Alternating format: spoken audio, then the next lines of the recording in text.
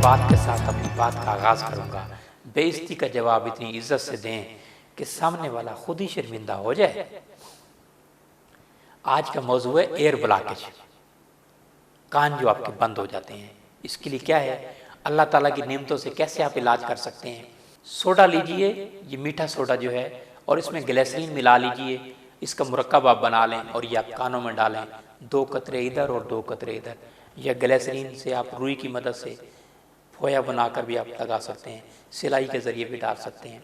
फटकड़ी बनियान की हुई तवे पे जो है अर्क गुलाब में आप ड्राफ्ट बना लीजिए और वो इधर भी डालिए और इधर भी डालिए। ये भी एयर ब्लॉकेज के लिए बहुत ही बढ़िया इलाज है। तीसरा, कानों में आप शहद डालें।